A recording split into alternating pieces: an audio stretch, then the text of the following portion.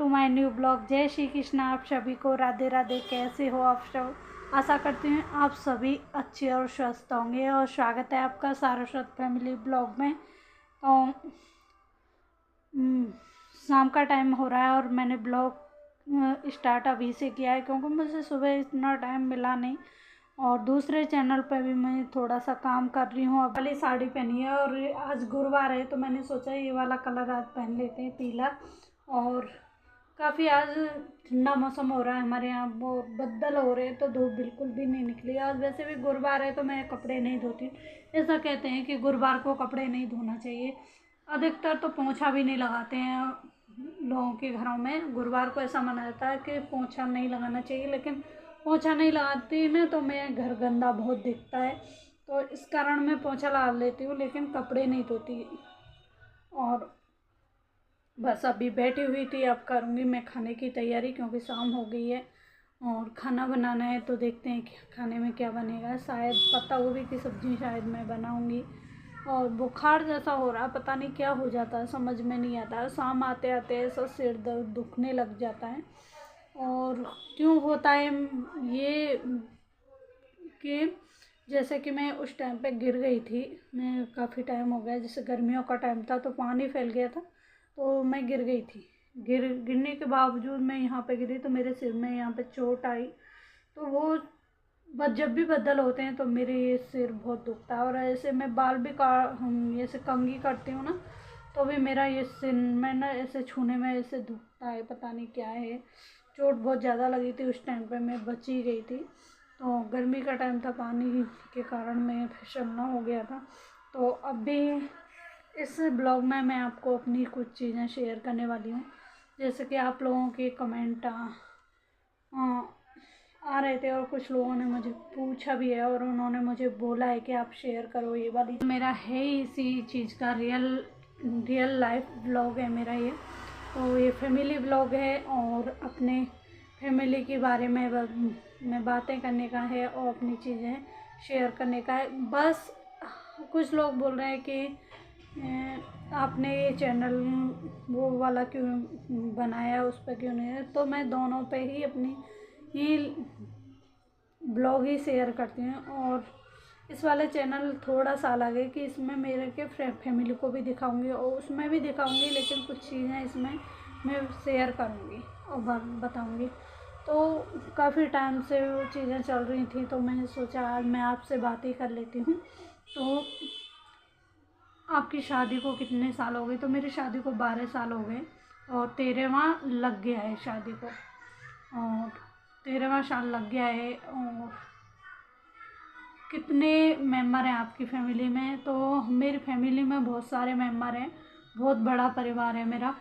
तो ससुराल का भी फैमिली परिवार बड़ा है मेरा और पीहर पक्ष का भी परिवार बहुत बड़ा है। लेकिन बात यह है कि हम रहते दो ही जने हैं क्योंकि सभी के घर अलग अलग हैं। हम दोनों हस्बैंड वाइफ। वैसे तो मेरा परिवार काफ़ी बड़ा है, लेकिन परिवार वही होता है जो दुख में हो। और समय अगर आपको ज़रूरत है उस समय आपका परिवार साथ नहीं है तो वो परिवार नहीं होता।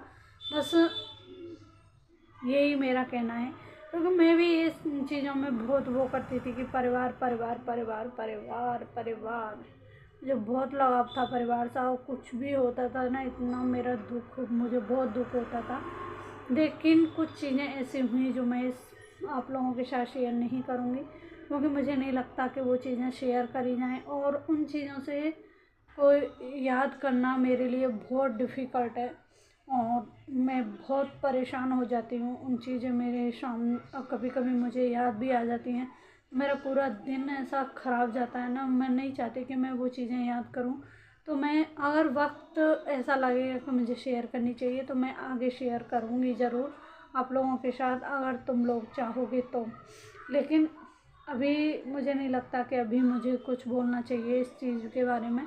मुझे काफ़ी कभी कभी मेरा माइंड इतना डिस्टर्ब हो जाता है कि कितना भी परिवार हो लेकिन दुख के समय आपको अकेले खड़े हो तो वो कोई परवाह नहीं होता है। और लोगों के लिए कितना भी कर लो, लेकिन जब वक्त बुरा आता है ना तो सब साथ छोड़ देते हैं। तो कुछ चीज़ें ऐसी हैं जो बस परिवार वही होता है जो आपके दुख में आपके साथ खड़ा हो, वही परिवार है। बस यही कहना चाहूँगी। और बहुत किया भी है मैंने, लोगों के साथ बहुत कुछ किया है, लेकिन मेरे साथ किसी ने कुछ नहीं किया है। मेरे साथ किसी ने भी कुछ नहीं किया है। और मैं आज भी मेरे रोंगटे खड़े हो जाते हैं जब मैं वो चीज़ें याद करती हूँ। तो मैं अभी उन चीज़ों से निकल भी नहीं पा रही हूँ। जहाँ तक है कि मैं बोल भी नहीं पा रही हूँ।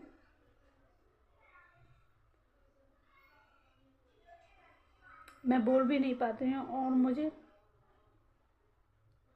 मैं नहीं बोल पाऊँगी,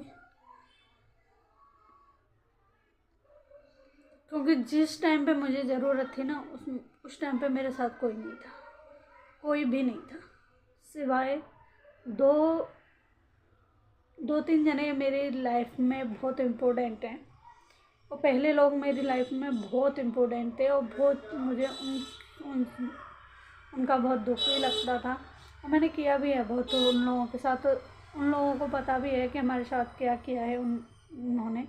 लेकिन कुछ बातें ऐसी भी हैं जो लग जाती हैं, जो जीवन भर याद रहती हैं और कभी नहीं भूल पाऊँगी। मैं कभी नहीं भूल पाऊँगी, मरते दम तक नहीं भूल पाऊँगी मैं वो चीज़ें। और मैं चाहती हूँ कि मैं क्यों घुटूँ, मैं निकालूँगी वो चीज़ें।